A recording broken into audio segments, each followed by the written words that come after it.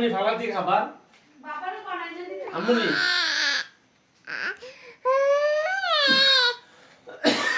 আম্মু